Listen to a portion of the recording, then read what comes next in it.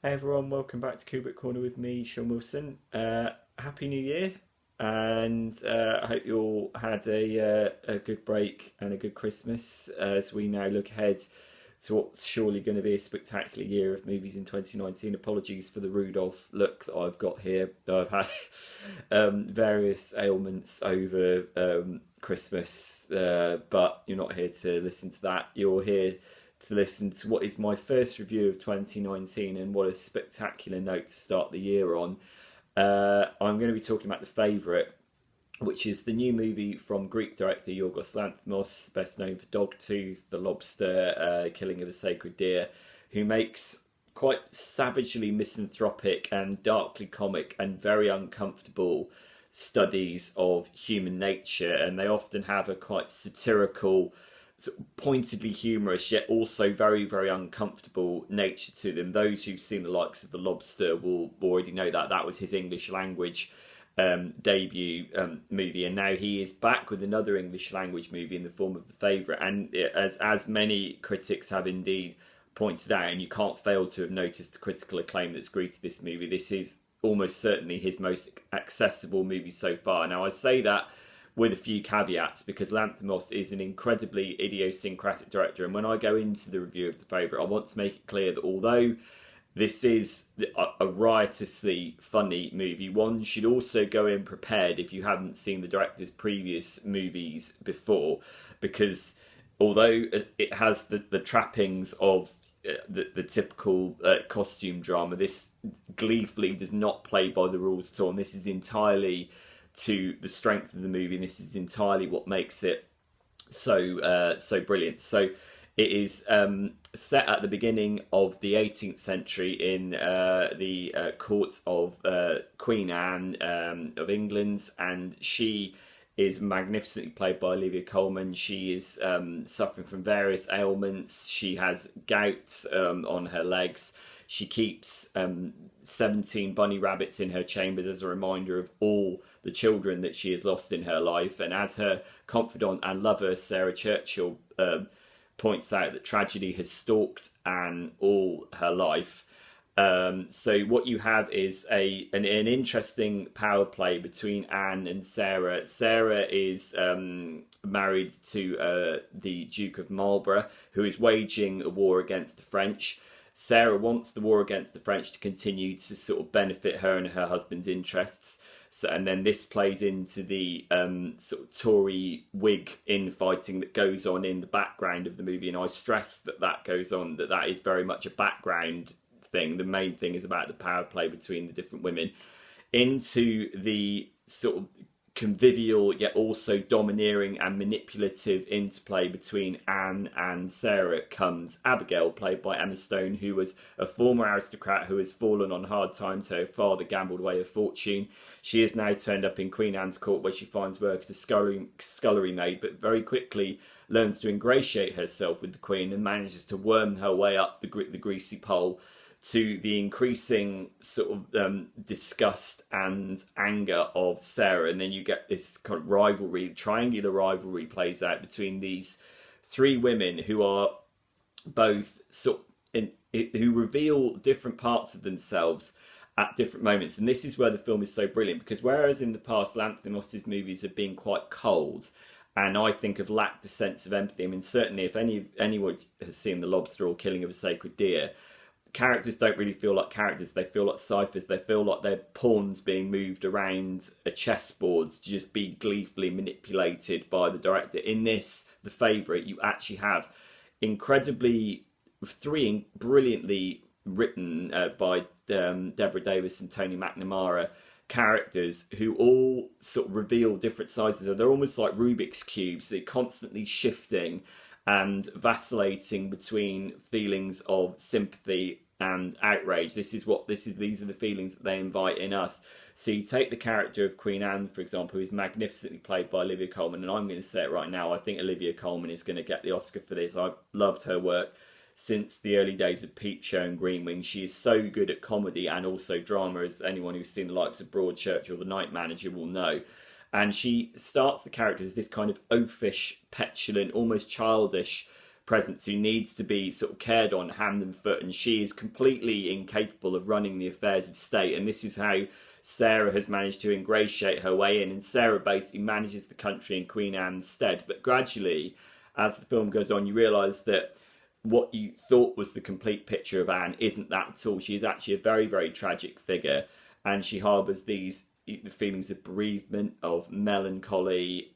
She is completely racked by physical pain, and you get this lovely balance between the grotesque and the sympathetic that Olivia Colman does brilliantly. It's a very, very hard thing to pull off, and Olivia Colman does it magnificently, although anyone who's seen her previous work will not find that a surprise at all.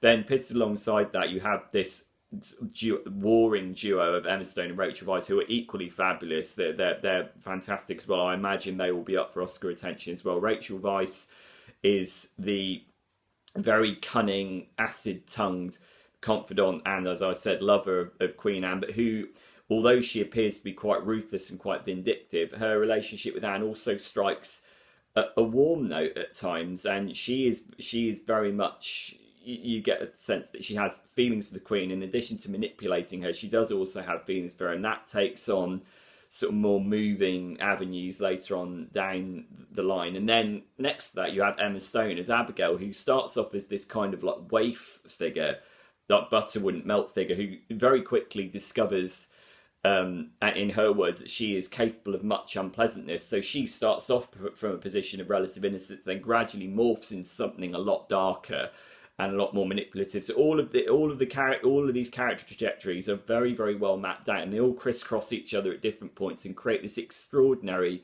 sort of fizzling interplay at the centre of this movie, in which all of the men are background players. You have, for example, Nicholas Hoult as Robert Harley, who is a politician who wants to get Abigail on his side because he is opposed to Sarah. He doesn't want the war with the French to continue.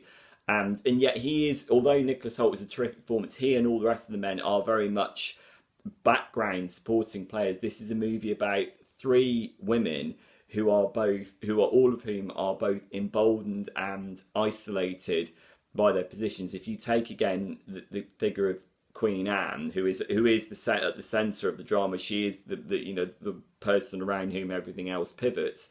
She clearly has a sense of imperiousness about her. She is the most powerful figure in the land, and yet she's also isolated by her position as well. She is isolated by the power that comes with it.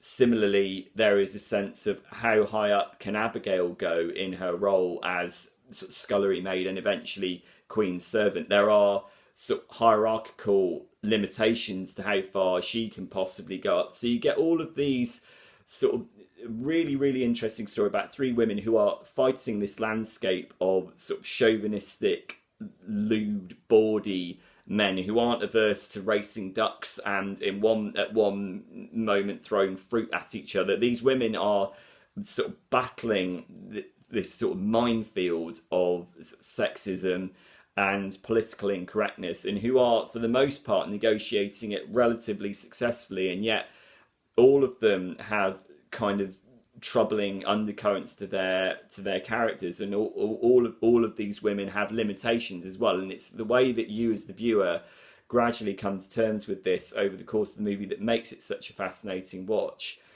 You've got direction, acting, and screenplay, all absolutely fabulous. Add to that Robbie Ryan's brilliant cinematography. He's worked a lot in the past with Ken Loach and Andrea Arnold, and what he does with this, he gives an incredible modernistic look to the movie by using these incredibly extreme wide-angle lenses that occasionally go to this incredibly warped fisheye perspective. There's curvature at the sides of the frame, which takes the sort of stately interiors of Queen Anne's court and renders it in this incredibly sort of surrealistic, modernistic way. So what you get is a clash of the historical with the modernistic, which gives the movie a texture quite unlike any period drama I've seen, actually. And again, this extends through to the performances. You can hear from the way the characters are written, you can tell from the way that they're acted, and you can tell from the way the actors are directed that this is a movie coming from a modern point of view, looking back at a period context and exploring how does this period context reflect on the here and now. It's very much like that, and the cinematography, as I said, plays very, very much into that. It's got an incredible visual aesthetic to it. It's used all natural light, like sort of lights coming, like natural light coming through windows. Lots of scenes filmed just by candlelight. If you can imagine something like Barry Lyndon meets Mean Girls, or something like Orlando meets All About Eve, that kind of gives you an impression of what this film is like. But I will say the film is hilariously funny from start to finish, but it's a dark story in keeping with what Lanthimos has done before. It's a very sad story as well. There is melancholy in it, and I'd like to just say that people ought to be prepared for that. I've seen sort of various reviews that have said, oh, it's got as many laughs as Airplane and things like that. And I think that kind of does the movie disservice. I mean, for one thing, the humour is very, very deadpan. It's the humour is on a different register to something like Airplane, but also it's a very dark story. It's very surreal. It's nasty when it needs to be, and it's also very moving. There is this deep well of melancholy, again, largely provided by the Queen Anne character, that makes it as poignant a watch as it is a funny one. So I would say those who haven't seen Lanthimos' previous movies before, maybe go and watch The Lobster as prep for this, because I think that's probably the best thing to do. Those who have seen Lanthimos' previous films will already be prepared for what's to come. I'm going to call it now. I'm going to say Oscars for Olivia Colman, Yorgos Lanthimos, Best Original Screenplay for Deborah Davis and Tony McNamara, and also Robbie Ryan for cinematography. I think this movie will clean up in those categories. I really liked it. It's very strange, very surreal, very difficult. That the contradictions inherent in the screenplay and the direction of the characters are exactly what make this work. That's what make it stand out from the kind of bland Laura Ashley approach to the historical prestige drama that you normally get. So those who are sort of bold enough and brave enough to go and dive in, go and watch The Favourite, and drop me a comment here at Kubrick Corner with your thoughts on the movie. I'll see you soon, and Happy New Year. Bye.